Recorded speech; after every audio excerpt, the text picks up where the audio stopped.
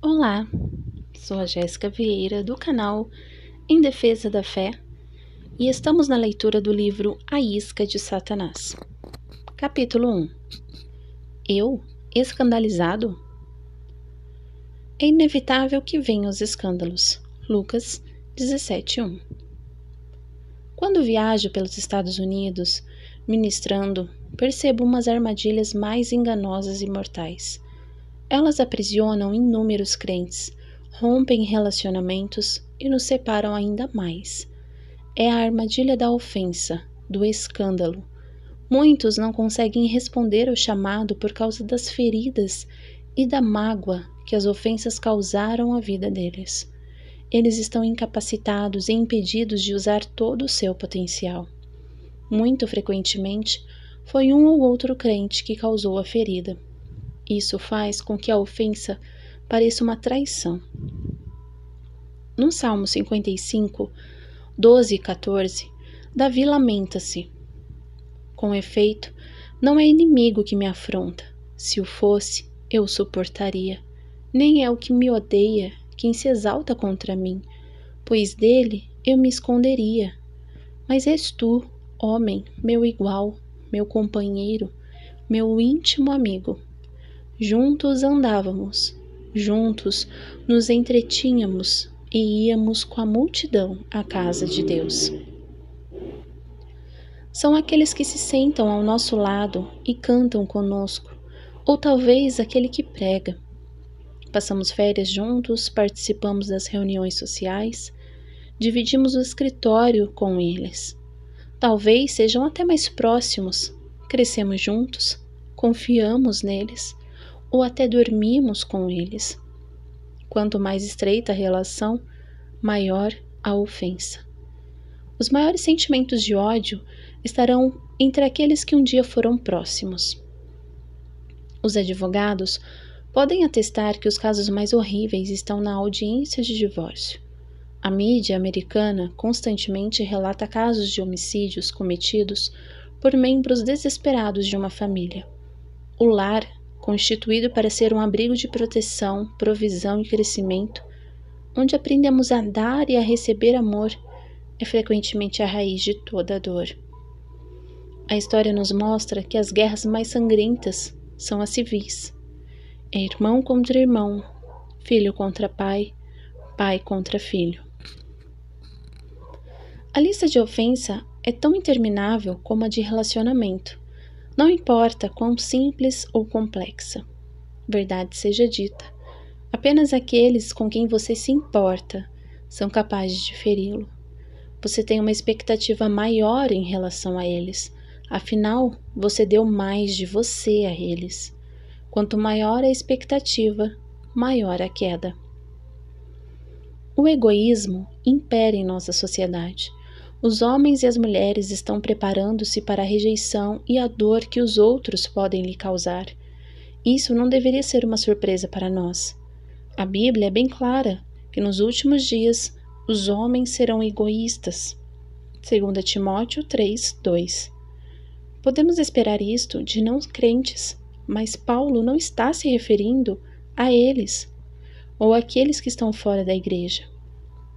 Ele está falando dos que estão dentro da igreja.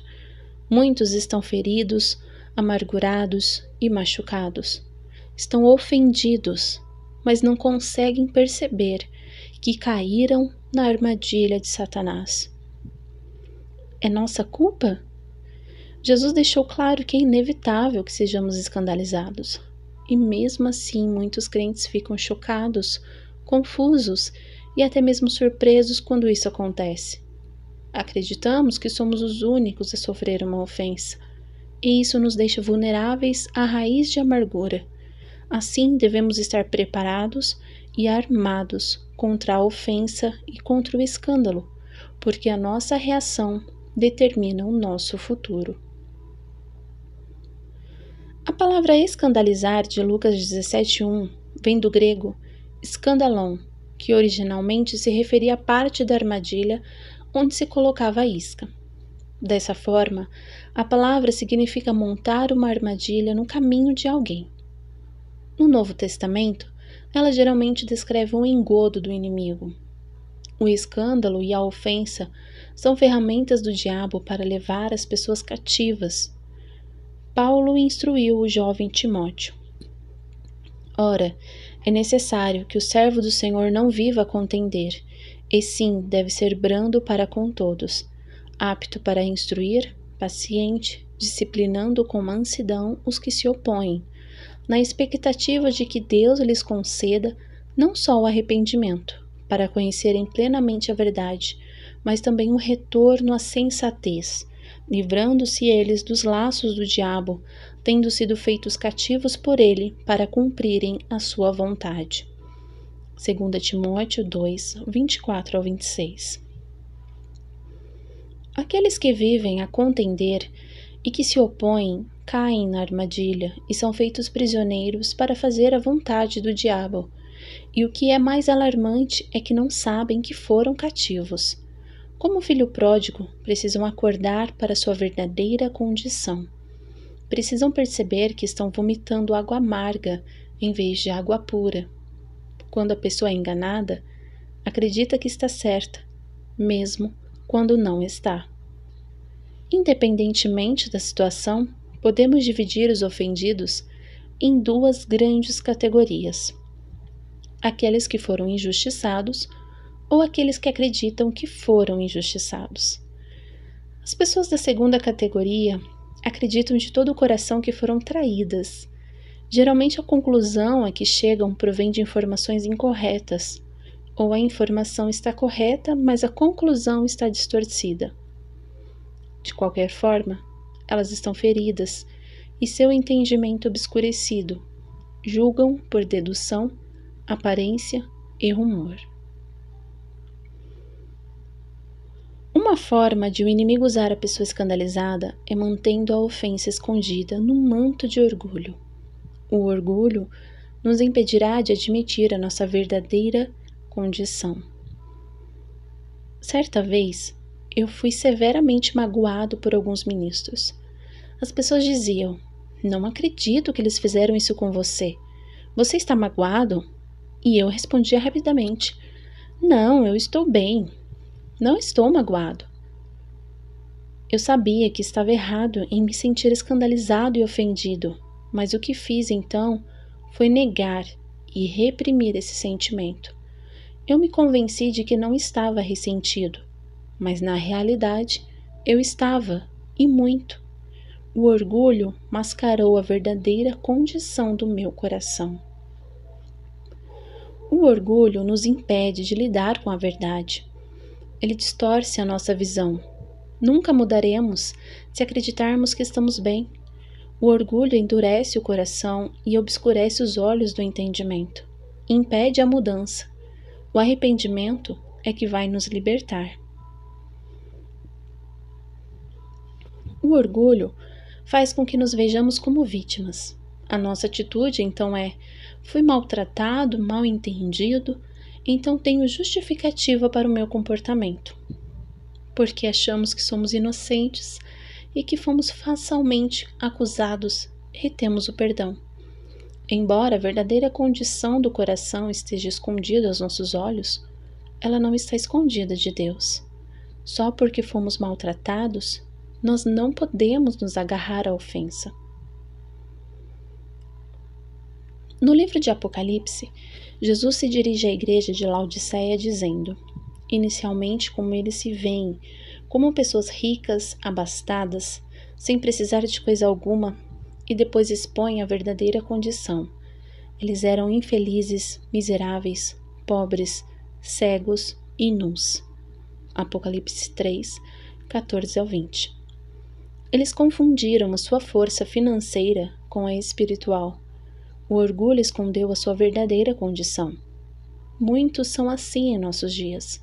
Não enxergam a verdadeira condição do seu coração, da mesma forma como fui incapaz de enxergar o meu ressentimento contra aqueles ministros. Havia me convencido de que eu não estava magoado. Jesus diz ao povo de Laodiceia como sair do engano, comprando o ouro de Deus e vendo a sua verdadeira condição. A primeira instrução de Jesus para nos livrar do engano é comprando o ouro refinado pelo fogo. Apocalipse 3,18. O ouro refinado é maleável e não pode ser corroído. Só quando é misturado a outros metais, cobre, ferro, níquel e assim por diante, é que ele se torna duro, menos maleável e mais corrosivo. A mistura é chamada liga. Quanto mais alta a porcentagem de metais estranhos, mais duro o ouro fica. Inversamente, quanto mais baixa a porcentagem de liga, mais maleável e flexível. Imediatamente vemos o paralelo. O coração puro é como ouro, maleável e flexível. Hebreus 3,13 nos diz que o coração pode ser endurecido através do engano do pecado. Se não conseguimos lidar com uma ofensa, ela vai produzir mais frutos de pecado, como amargura, ódio e ressentimento. Essas substâncias misturadas endurecem o coração, assim como as ligas fazem com o ouro. Elas reduzem ou tiram a ternura, causando uma grande insensibilidade. Somos, dessa forma, impedidos de ouvir a voz de Deus. Nossa capacidade visual é obscurecida. Cria-se um ambiente perfeito para o engano. O primeiro passo do refino do ouro é pulverizá-lo e misturá-lo a uma substância chamada solvente. Essa mistura é levada ao forno em alta temperatura. As ligas e impurezas são atraídas ao solvente e levadas à superfície. O ouro, que é mais pesado, ele permanece no fundo. As impurezas ou escória, como cobre, ferro e zinco combinados com solvente, são removidas, rendendo um metal mais puro. Note o que Deus nos diz: eis que te acrisolei, mas disso não resultou prata. Proveite na fornalha da aflição. Isaías 48:10. E também: nisto exultais, embora no presente, por breve tempo, se necessário, sejais contristados por várias provações, para que, uma vez confirmado o valor da vossa fé, muito mais preciosa do que o ouro perecível, menos apurado por fogo, redunde em louvor, glória e honra na revelação de Jesus Cristo. 1 Pedro 1, do 6 ao 7. Deus refina com aflição, tribulação e provação, e separa as impurezas com a falta de perdão, amargura, ódio e inveja, e imprime o seu caráter em nós. O pecado facilmente se esconde onde não há calor das provações e aflições. Em épocas de prosperidade e sucesso, até mesmo o ímpio parece generoso e gentil. Sob o calor das provações, as impurezas vêm à tona. Houve uma fase em minha vida que passei por uma provação que eu nunca havia experimentado. Tornei-me grosseiro e áspero para com os que me eram mais queridos.